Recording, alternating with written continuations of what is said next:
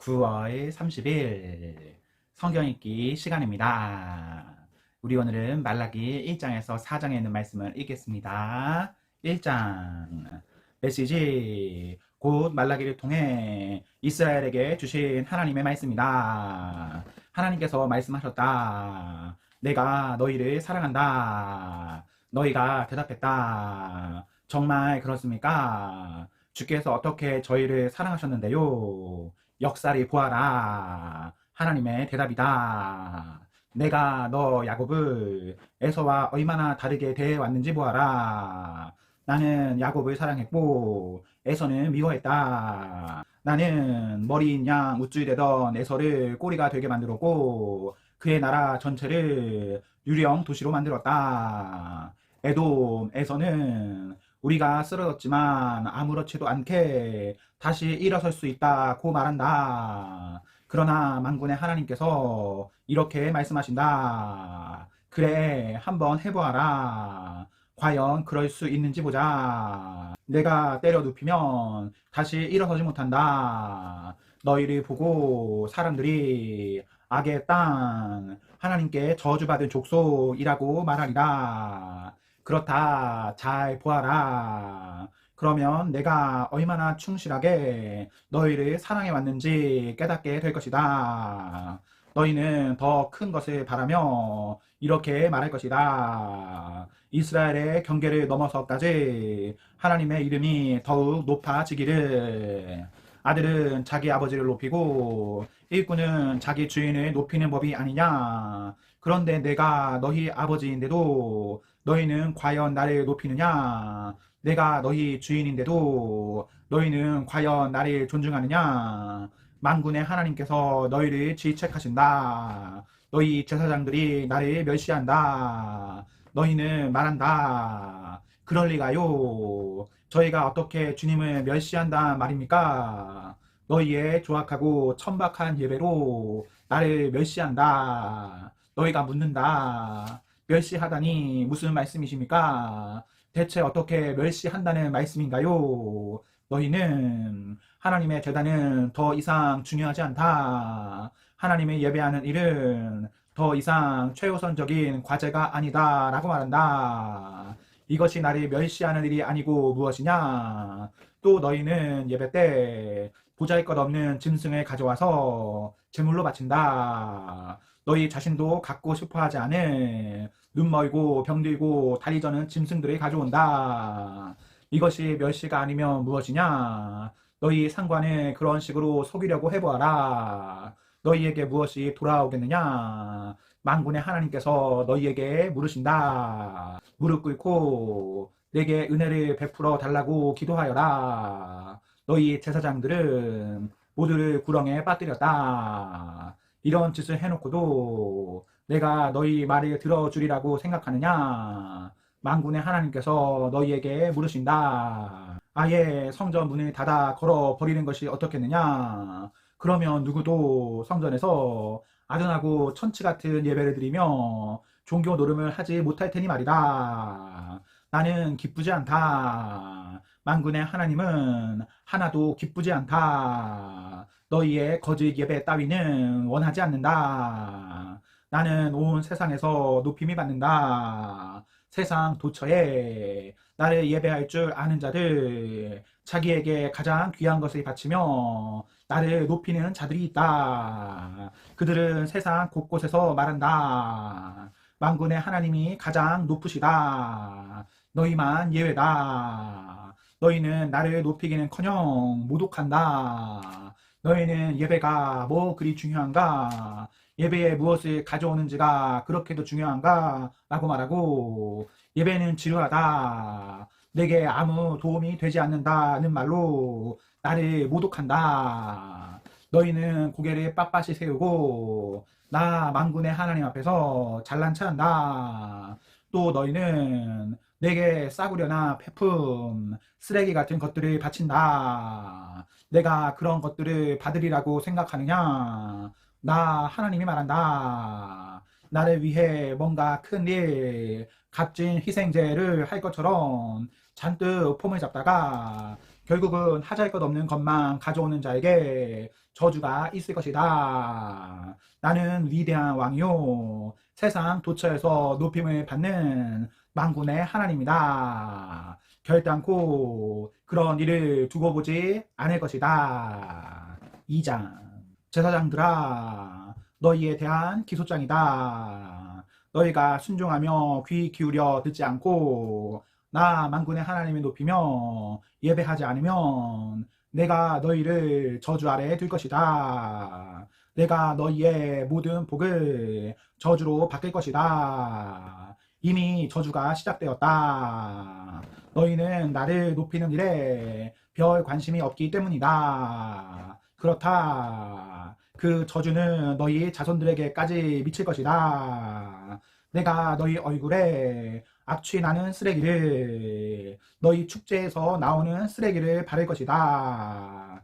너희에게 곧 닥칠 일이다. 그렇게 하면 너희가 정신을 차릴 것이다. 레위 제사장들과 맺은 언약, 곧 만군의 하나님의 언약에 새로운 생명을 불어넣기 위해 내가 너희를 기소한다는 것을 깨닫게 될 것이다. 내가 레위와 언약을 맺은 것은 그에게 생명과 평화를 주기 위해서였다. 나는 그와 맺은 언약을 지켰고 그는 나를 높였다. 그는 경외심을 품고 내 앞에 섰다. 진리를 가르쳤으며 거짓을 말하지 않았다. 평화와 의를 실천하며 나와 동행했다. 그는 많은 사람을 수렁에서 건지고 바른 길로 이끌었다. 제사장의 일은 진리를 가르치는 것이다. 사람들에게 길을 안내하는 것이다. 제사장은 만군의 하나님의 특사다. 그런데 너희 제사장들은 제사장의 일을 저버렸다. 도리어 많은 사람들의 삶을 망쳐놓았다. 너희는 제사장 레위의 언약을 쓰레기로 만들었다. 만군의 하나님이 말한다. 그래서 내가 이렇게 너희의 실상을 만천하에 폭로한다. 이제 모두가 너희를 역겨워하고 피해간다. 너희가 내 말을 듣지 않고 내 계시를 참되고 치우침 없이 가르치지 않기 때문이다. 우리는 모두 한 아버지에게서 나지 않았느냐? 모두 같은 하나님에 의해 창조되지 않았느냐? 그런데 어째서 우리는 서로 잘 지내지 못하는 것일까? 어째서 우리를 하나로 묶어주는 조상들의 언약을 더럽히고 있는가? 유다는 하나님을 속였다. 신뢰를 저버리는 역겨운 일이 이스라엘과 예루살렘에서 벌어졌다. 유다는 이방 신들을 예배하는 여자들과 사랑에 빠져 도망가고 하나님의 거룩을 더럽혔다. 그들에게 하나님의 저주가 있을 것이다. 그들을 집에서 내쫓아라. 그들은 공동체 일원이 될 자격이 없다. 만군의 하나님께 아무리 많은 재물을 들고 온다고 해도 소용없다. 유다의 두 번째 죄는 너희 예배 장소를 우는 소리와 불평하는 소리로 가득 채운 것이다. 그들이 원하는 것을 하나님에게 얻지 못했기 때문이다. 너희는 그 이유를 알고 있느냐?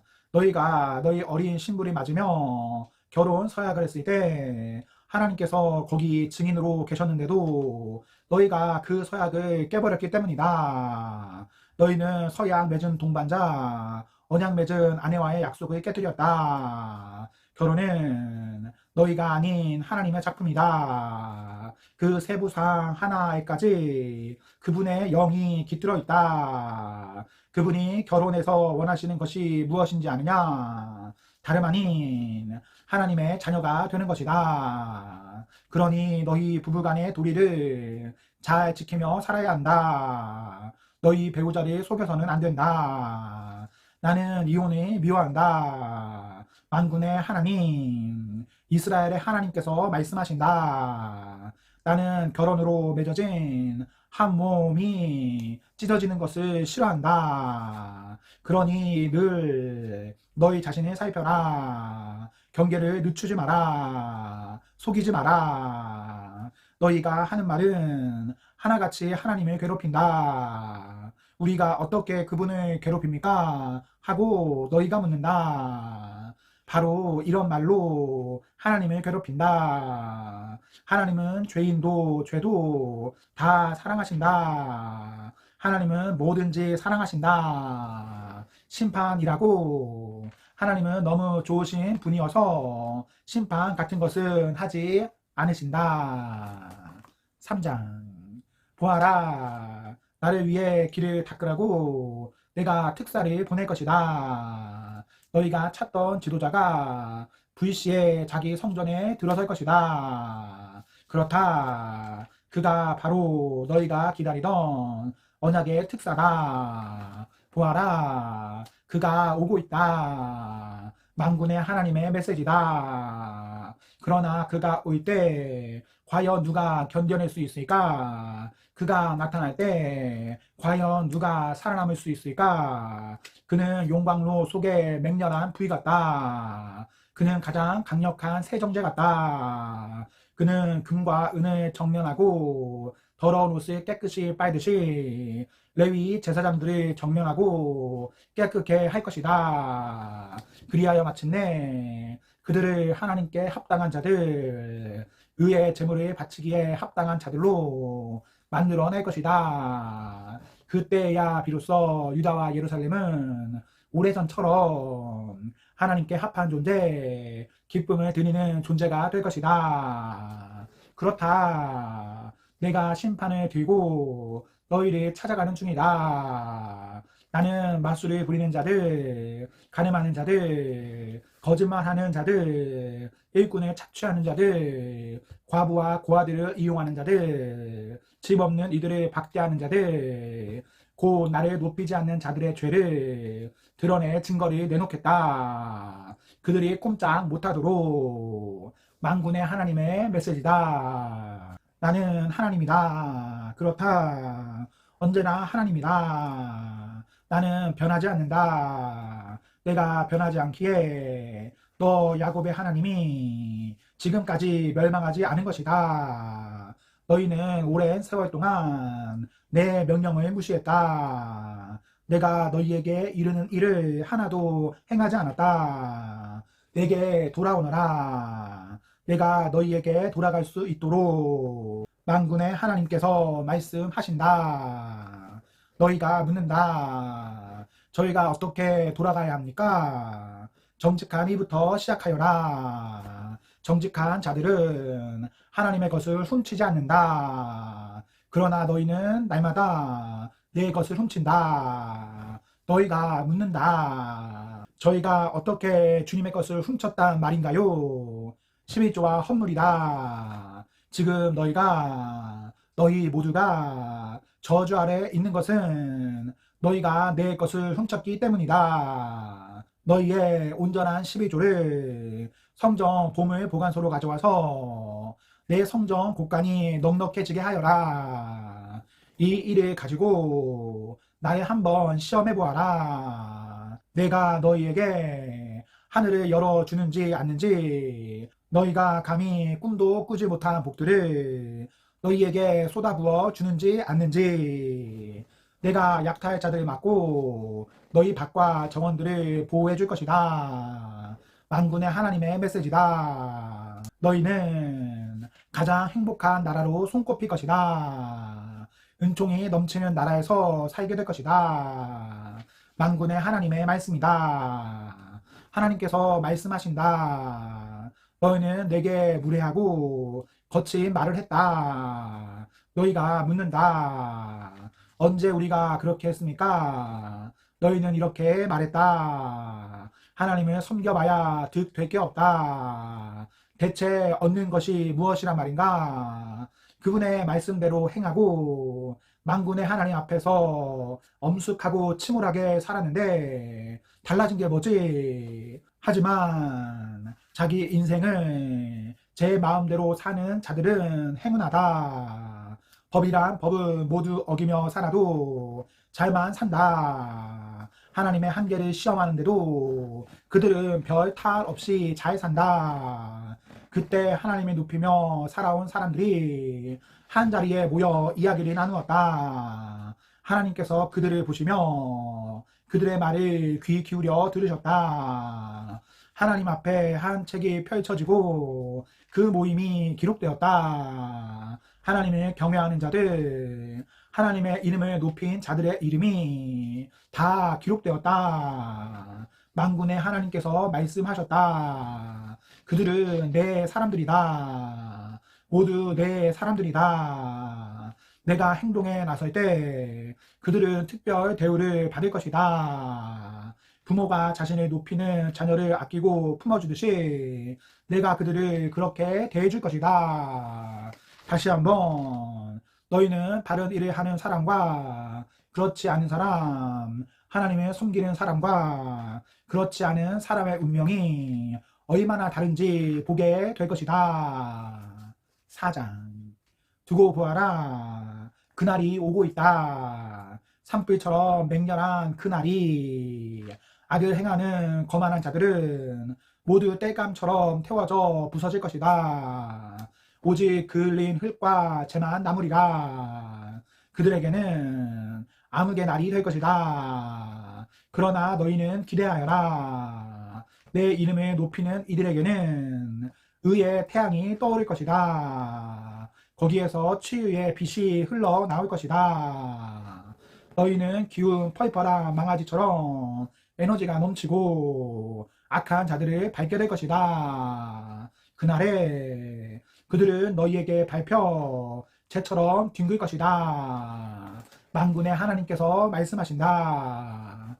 내가 내 종 모세를 통해 주었던 계시, 온 이스라엘을 위해 호렙에서 명령으로 주었던 계시, 바른 삶을 위한 그 모든 규례를 기억하고 지켜라. 그러나 동시에 앞을 내다보며 살아라. 내가 하나님의 큰 날, 결정적 심판의 날을 위해 예언자 엘리야를 보내어 길을 닫게 할 것이다. 그는 부모의 마음을 돌려 자녀를 돌보게 하고 자녀의 마음을 돌려 부모를 공경하게 할 것이다. 만일 그들이 그것을 거절하면 내가 와서 그 땅을 저주 아래 둘 것이다. 아멘. 네, 오늘 말씀을 모두 읽었습니다. 우리 오늘 하루도 하나님과 사랑 앞에서 행복하십시오. 성령 충만하십시오. 안녕.